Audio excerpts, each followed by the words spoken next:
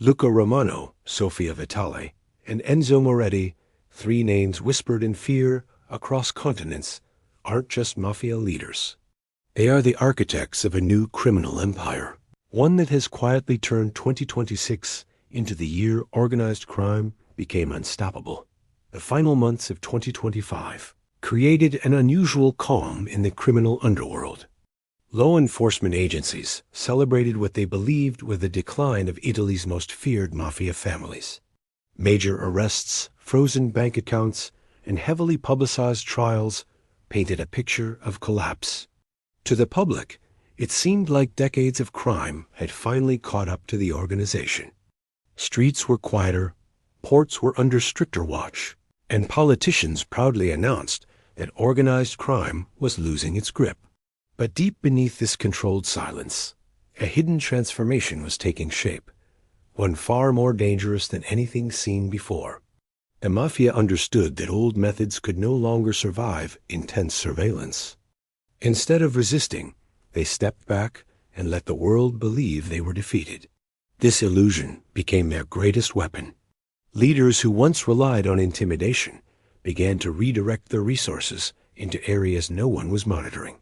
They quietly pulled money out of traditional criminal markets and pushed it into legal industries that offered both profit and protection.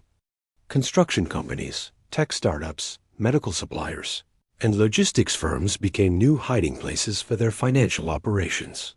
These businesses looked clean from the outside, and that made them perfect shields. As investigators focused on arresting street-level workers, the top leaders disappeared from public attention. They communicated through coded financial transactions, leaving no trace of meetings, calls, or messages. Safe houses were replaced by virtual networks, and old loyalties were replaced by strategic partnerships. The families no longer fought over neighborhoods. They fought for influence inside corporate boards, trade markets, and financial systems. It was a new kind of power, silent, invisible, and almost impossible to detect. The shift spread gradually across Europe. Criminal activities that once depended on violence were now driven by numbers, investments, and international banking laws. The mafia's accountants became more essential than any enforcer. They studied loopholes in regulations, moved funds through shell companies, and used offshore accounts to hide millions. Governments could track weapons, drugs, and people, but they struggled to follow money that never stayed in one place. Each transaction brought the families closer to financial dominance. Behind all this change was a single goal: survival through evolution. The mafia no longer aimed to control streets. They aimed to control systems. By spreading their operations across multiple countries, they reduced the risk of exposure. If one location was compromised, another silently took over. This structure created a chain of hidden opportunities, each one feeding the next. The calm that authorities celebrated was not the end of the mafia, but the beginning of its reinvention. The silence covering Europe was carefully engineered to distract the world from a deeper and more strategic expansion. While governments praised themselves for weakening organized crime, the families were preparing to enter 2026 with tools far more powerful than guns or threats. They had learned that real strength came from being underestimated, and in that underestimated space, they were building the foundation for a new era of influence that no one was ready to confront. As the old mafia bosses faded from the public eye, a new generation quietly stepped into power. These were not men and women defined by brutality or impulsive violence. They were educated, calculated, and determined to reshape the family legacy.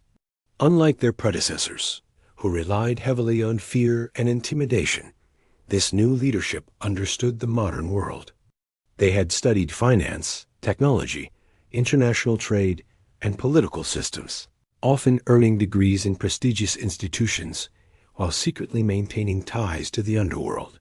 Their education gave them an advantage. They could operate in plain sight, creating an image of legitimate business acumen while secretly consolidating criminal influence. This generation brought with it a new mindset. Patience replaced aggression, strategy replaced chaos, and discretion replaced flamboyance. Instead of engaging in violent turf wars, they focused on building networks and alliances that crossed national borders. They identified influential businessmen, politicians, and legal professionals who could be persuaded, coerced, or bribed into assisting them. Every alliance was carefully calculated for maximum benefit and minimum exposure. In this way, the families became more than just criminal organizations. They transformed into invisible corporations that controlled multiple layers of society, from street-level crime to international finance. Technology became their secret weapon. While the older generation depended on word-of-mouth instructions and face-to-face meetings, the younger leaders leveraged encrypted communications, anonymous banking, and complex financial algorithms. They could move large sums of money without attracting attention and coordinate operations in multiple countries simultaneously. Their sophistication made them almost untouchable by traditional law enforcement, which still operated on outdated models of tracking criminal activity. Every decision was backed by data, every move backed by risk analysis, and every expansion calculated to maximize profit while minimizing exposure. The new leaders also understood the importance of public perception. They invested in legitimate businesses, donated to charities, and even attended high-profile social events, creating a facade of respectability that masked their criminal activities. By appearing as entrepreneurs and philanthropists, they avoided suspicion and gained access to networks previously closed to organized crime. This careful curation of their public image allowed them to infiltrate sectors that were once impossible to touch, from banking and real estate to high-end logistics and technology. At the same time, they redefined loyalty within the families. Unlike the old system, which often relied on fear and unquestioning obedience, these young leaders rewarded intelligence, initiative, and discretion. Operatives who demonstrated skill in managing resources, avoiding attention, and generating profit were quickly promoted, regardless of age or bloodline. This merit-based structure made the organizations more agile and adaptable. It also reduced internal conflict, as members understood that strategy and results mattered more than brute force. By the end of 2025, this new generation had solidified its grip. They had created a complex web of influence that stretched far beyond Italy, connecting with networks in Eastern Europe, South America, and Asia. Rival gangs and criminal organizations, once isolated, now found themselves entangled in a larger system they barely understood. The young Mafia leaders were no longer just heirs to a violent legacy. They had become architects of a new era, one where power was measured not by guns or intimidation, but by strategy, stealth, and the high ability to manipulate the world's most powerful systems from the shadows. Their calculated rise ensured that as 2026 approached, the Mafia was not weakened. It was reborn, smarter, and more dangerous than ever. Technology had become the greatest ally of the Mafia's new leadership. While law enforcement agencies continued to rely on traditional methods, wiretaps, surveillance, and informants, the families had embraced the digital age in ways few outsiders could imagine. They no longer needed to meet in dark alleys or whisper instructions across tables. Instead, they operated through encrypted networks, secure messaging applications, and sophisticated financial software designed to leave no trace. Every transaction, every instruction, and every alliance could be executed with precision, speed, and secrecy, reducing the risk of exposure to almost zero. The Mafia's investment in technology went far beyond communication. They hired hackers, software engineers, and cybersecurity experts to monitor and manipulate systems for their benefit. These specialists were responsible for creating secure pathways for money transfers, tracking potential law enforcement investigations, and even predicting vulnerabilities in financial and corporate networks. By controlling information digitally, the Mafia had created an advantage that no traditional crime group had ever possessed. While other organizations relied on intimidation and brute force, the new generation relied on intelligence, data, and timing. Financial operations were particularly revolutionary. Digital currencies, offshore banking, and coded transactions allowed the families to move millions of euros across the globe without raising suspicion. Shell companies and virtual accounts acted as layers of protection, making it nearly impossible to trace money back to its source. Each transfer was carefully timed and disguised as legitimate business activity. These operations allowed the Mafia to invest in legal markets, fund expansion projects, and maintain liquidity for criminal activities, all while remaining invisible to authorities. In essence, they were building an empire inside systems that governments were ill-prepared to monitor. Beyond money, technology also strengthened internal control. Leaders could monitor the movements of their members, track shipments, and analyze risk without leaving their homes or offices. Automated systems provided alerts for suspicious activity, giving bosses the ability to intervene before problems escalated. Even high-ranking officials could be kept in line digitally, with evidence of missteps or misconduct collected silently and stored securely for leverage.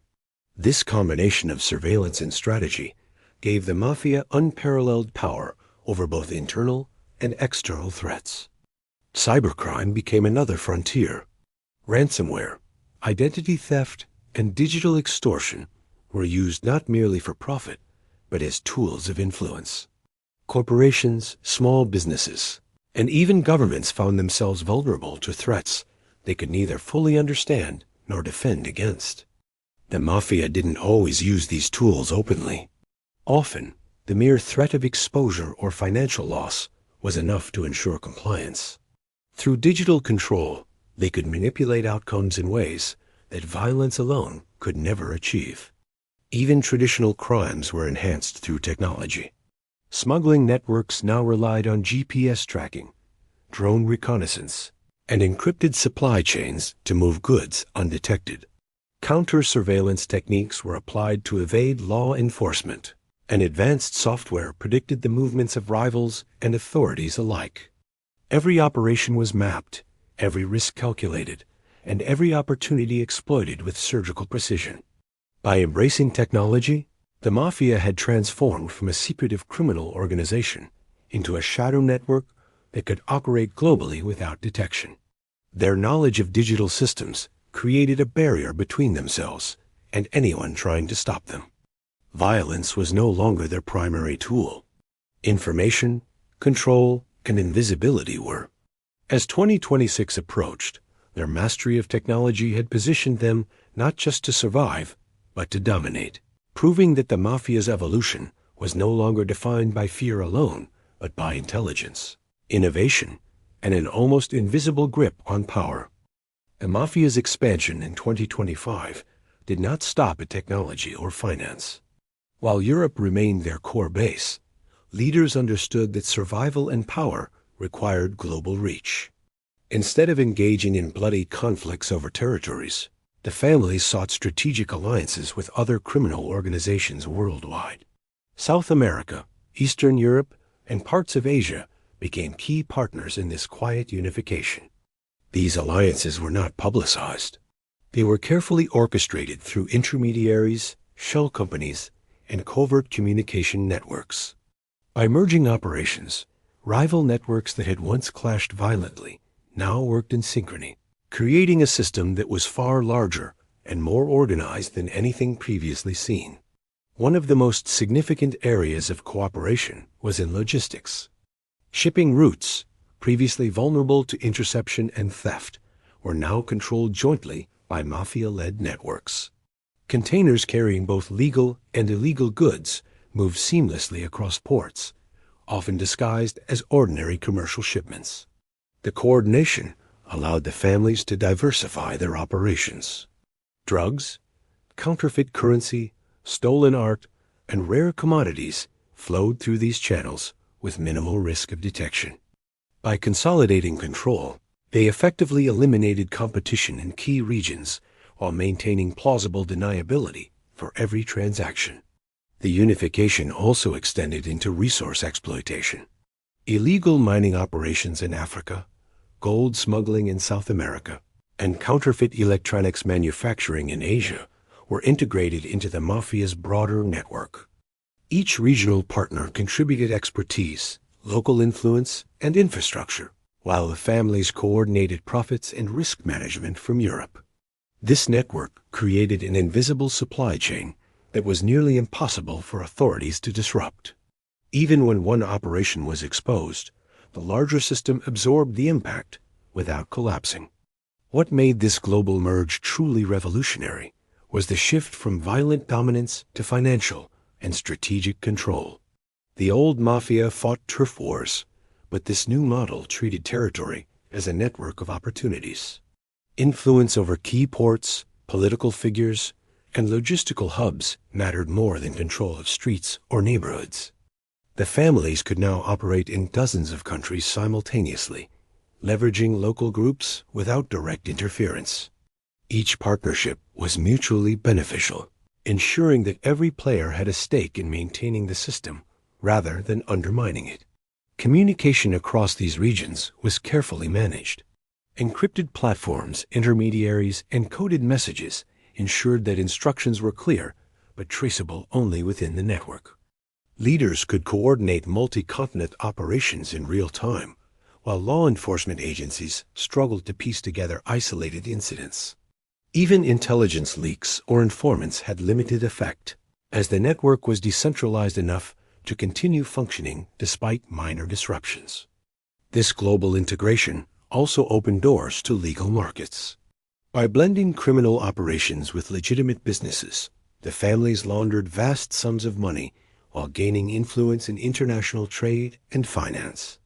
Ports, shipping companies, import-export firms, and real estate conglomerates all became conduits for both profit and control. Governments and banks, unaware of the full scope of the alliances, often treated these organizations as ordinary business partners, giving the Mafia unprecedented access to resources and opportunities. By the end of 2025, this quiet unification had created a shadow empire. The Mafia was no longer confined to Europe. It had become a global network with influence that spanned continents. Violence had become secondary, replaced by strategy, alliances, and economic dominance. Law enforcement's focus on individual countries and local operations left them blind to the true scale of the organization. As 2026 approached, the Mafia had achieved something unprecedented. It had transformed from a regional criminal network into a global power structure, invisible, untouchable, and more dangerous than ever before. As 2025 progressed, the Mafia recognized that political and economic instability created opportunities far more valuable than any illegal shipment or violent conquest. Governments across Europe and beyond were struggling with inflation, social unrest, and the fallout from global crises. The new leadership saw a chance to extend their influence not through fear, but through manipulation, persuasion, and money. Instead of relying on brute force, they targeted vulnerable politicians, struggling municipalities, and key public officials, embedding themselves deep within the systems that governed everyday life. Bribery became more sophisticated. Rather than offering cash for favors, the Mafia used investments, loans, and promises of economic growth to sway decision-makers. Construction projects, energy contracts, and public tenders became tools of influence. Entire development zones in major cities were subtly directed by Mafia-backed companies, giving the families control over both finances and political alliances. Officials who accepted these deals often believed they were working with legitimate investors, unaware that the true architects of the operations were criminal masterminds. This method of influence created long-term leverage, ensuring that government decisions, legal approvals, and regulatory oversight could be subtly directed to serve the Mafia's interests. The families also mastered the art of infiltration. They placed loyal operatives in strategic positions within corporations, banks, and public offices. These individuals gathered critical information, influenced policy decisions, and ensured that key transactions went unnoticed. With insiders in place, The Mafia could monitor law enforcement actions, anticipate audits, and manipulate legal processes to their advantage. Even high-level investigations were often redirected or delayed because those within the system ensured that nothing threatened the broader network. This level of penetration made the Mafia almost untouchable. Economic crises, in particular, became a playground for manipulation. Small businesses struggling to survive were offered financial support, often under the guise of loans or investments. These seemingly helpful arrangements came with hidden obligations. Owners and managers found themselves indebted in ways that extended far beyond money control over contracts. Influence over hiring and alignment with Mafia interests became part of the bargain. Slowly, entire sectors began to operate under the influence of the families without realizing it. International influence also increased. By funding elections or supporting political campaigns abroad, the Mafia gained allies in foreign governments, creating safe zones for money laundering, shipping, and expansion. Their ability to maneuver across borders without legal interference gave them a global advantage. The old methods of law enforcement, focused on isolated criminal acts, were ineffective against a network that could manipulate politics, finance, and industry simultaneously. By the end of 2025, the Mafia's approach to corruption had shifted from opportunistic bribery to systematic domination. Violence had become a tool of last resort, rarely necessary in an environment where influence, money, and strategic placement could accomplish the same goals without attracting unwanted attention. Governments continued to boast about victories against organized crime, but in reality, the families had extended their control deeper than ever, quietly shaping policy, economics, and society to suit their needs. This subtle, far-reaching infiltration marked a turning point. The Mafia had transformed from a criminal organization dependent on intimidation into a shadow power capable of influencing nations from the inside. As 2026 approached, the families were no longer just a threat. They had become an invisible force shaping governments, economies, and communities. Their strength lay not in guns or gangs, but in their ability to control systems, manipulate opportunities, and operate unseen, making them more powerful than at any time in recent history. The disappearance of the journalist marked a turning point in the public perception of organized crime. Known for investigating suspicious financial networks, the journalist had been tracking unusual transfers and offshore accounts connected to companies that appeared legitimate on the surface. The project had been extensive, involving months of research, interviews, and data collection. No one expected that the pursuit of truth would result in a complete vanishing, leaving no trace except for a few scattered clues that pointed toward a massive, well-protected network. The case shocked not only the public, but also authorities who had assumed that organized crime operated within traditional, predictable frameworks. As news of the disappearance spread, pressure mounted on law enforcement agencies to act. Investigators combed through bank records, corporate filings, and travel logs, hoping to find leads. Instead, what they discovered only heightened the mystery. The journalist's files, partially recovered from cloud servers and encrypted backups, revealed the vast reach of the Mafia's operations. Secret offshore companies, coded financial transactions, and a complex network of international collaborators indicated a level of organization that exceeded anything previously imagined. It became evident that the disappearance was not an isolated event, but part of a broader strategy to protect the network's interests. The documents showed that the Mafia had infiltrated multiple sectors, including shipping, logistics, construction, and banking. Each layer of the operation was meticulously structured to appear legitimate, making detection extremely difficult. Coded communications suggested coordination between leaders in Europe, South America, and Asia. Evidence of bribery, political influence, and legal manipulation was abundant, yet it was carefully disguised. Attempting to expose it risked triggering backlash from those within the system who were quietly complicit. The journalist had unknowingly uncovered a network so intertwined with global commerce and governance that even minor revelations could have far-reaching consequences.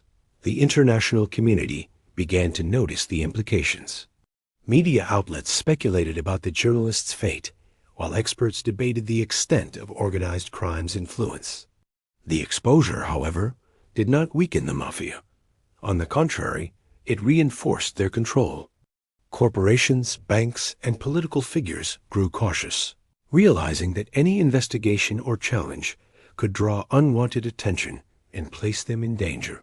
Fear became another tool of influence, ensuring that institutions avoided confrontation with the network. The disappearance had a chilling effect, effectively silencing many who might have pursued similar investigations. Despite public outrage, law enforcement struggled to piece together actionable leads. The network's decentralized structure meant that even when one operation was exposed, others continued without interruption. Informants were rare, and those who did attempt to cooperate often faced intimidation or disappearance themselves. Each revelation uncovered by the journalist only highlighted the depth of the organization's reach, demonstrating that the Mafia was no longer confined to local or regional activity. It had become a sophisticated, global entity capable of controlling events from the shadows. By the end of the investigation, it was clear that the disappearance had inadvertently cemented the Mafia's power. The journalist's exposure showed the world the true scale of their operations, but it also intimidated anyone who might challenge them. Through fear, secrecy, and strategic control, the families ensured that even the most well-intentioned efforts to uncover their activities were met with insurmountable obstacles. The event marked a new era in organized crime, one in which influence, information, and intimidation worked hand in hand to maintain dominance, proving that the Mafia's reach had grown far beyond what authorities and the public had ever imagined.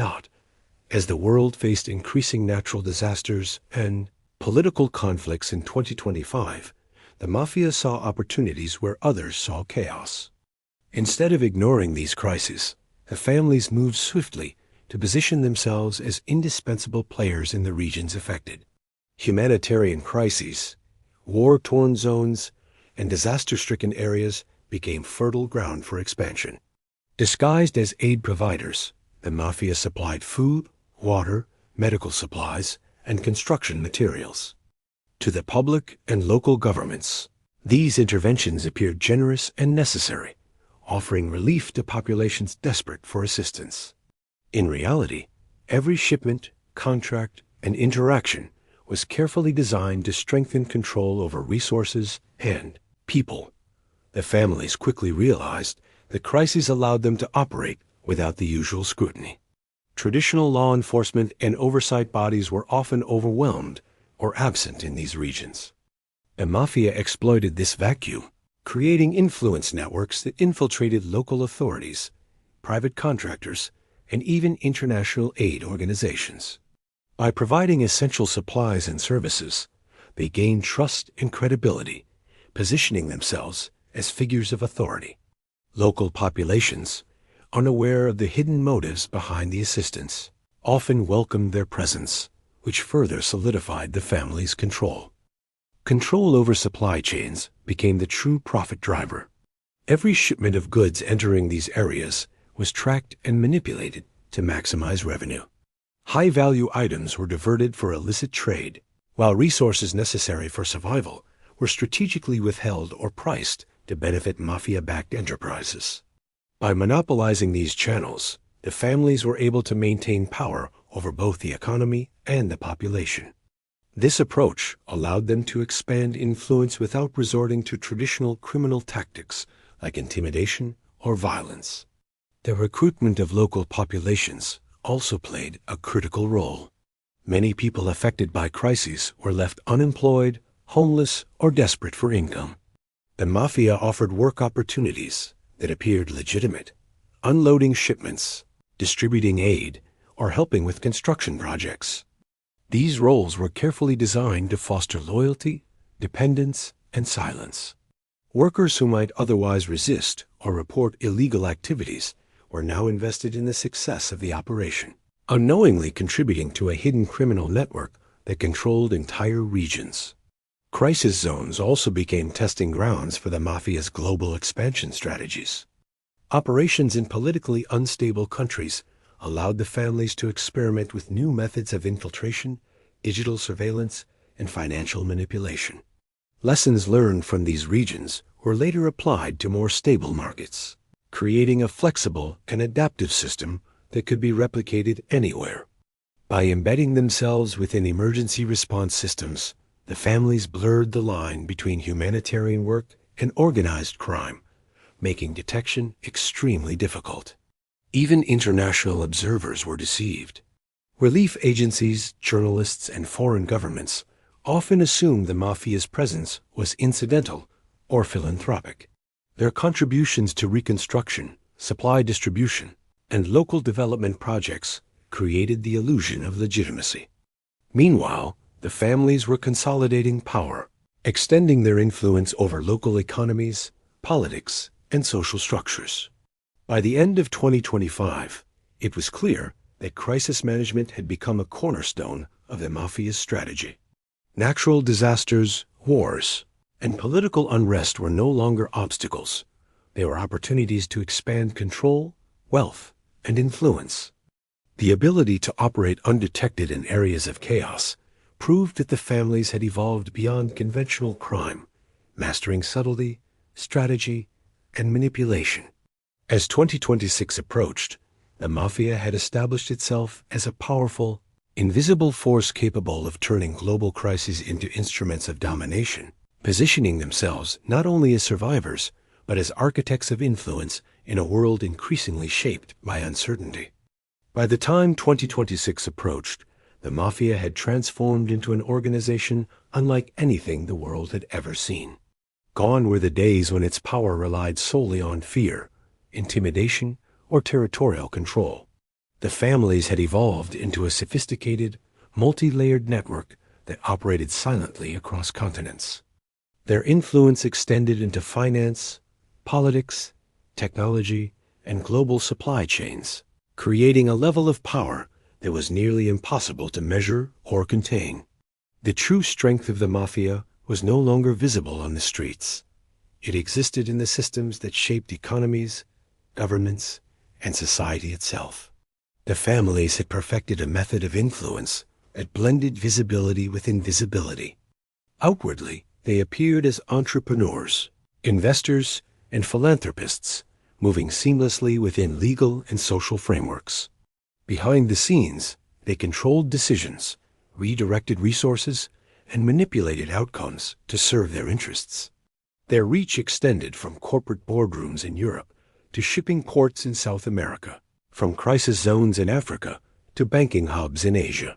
Each connection was strategic, creating a network so resilient that disruptions in one area could be absorbed by operations elsewhere. Financial dominance was the cornerstone of their power. Money flowed through legitimate businesses, offshore accounts, and complex digital networks, masking its true origin and purpose. These funds allowed the families to invest in new ventures, fund political campaigns, and secure the loyalty of key individuals in governments and corporations. Unlike previous generations that depended on immediate gains through crime, the Mafia now leveraged wealth to build lasting influence. Every transaction, every investment, and every alliance was part of a broader strategy designed to ensure long-term control over both legal and illegal systems. Political infiltration had reached unprecedented levels. The Mafia held subtle influence over policy decisions, infrastructure projects, and international trade agreements. Officials often acted without realizing that their choices were shaped by forces operating in the shadows. Even when exposed, the families had contingency plans. Insiders, legal loopholes, and digital surveillance systems ensured that investigations were diverted, delayed, or neutralized. The organization's reach was so extensive that traditional law enforcement methods had become largely ineffective. Technology amplified their power further. Encrypted networks, AI-driven analytics, and sophisticated cyber tools allowed the Mafia to monitor threats, predict challenges, and maintain control without physical presence. Operations that once required coordination in person were now executed digitally, making law enforcement interventions increasingly difficult. Every move was calculated, every risk analyzed, and every opportunity exploited with precision. This integration of technology ensured that the families remained several steps ahead of authorities at all times. Global crises, from political instability to natural disasters, became instruments of expansion. By controlling supply chains, offering aid, and embedding themselves in reconstruction efforts, the Mafia gained influence over populations, local economies, and governments. Even areas previously considered beyond their reach fell under their shadow. Through strategy rather than violence, the families had created an empire built on dependence, loyalty, and invisibility. Entering 2026, the Mafia was no longer simply a criminal organization. It had become a shadow power capable of shaping the world without ever being seen. Its influence extended far beyond Italy, far beyond Europe, and far beyond traditional definitions of crime. The families had mastered the art of invisibility, control, and strategic manipulation, ensuring that they would remain dominant for years to come. While governments, corporations, and societies debated policy and security, the Mafia moved silently, reshaping the world in its image. What the public saw as ordinary business, charitable work, or political decision-making was often orchestrated by these unseen forces, proving that the Mafia's evolution had reached its most dangerous stage, yet a stage in which power no longer needed to shout to be felt.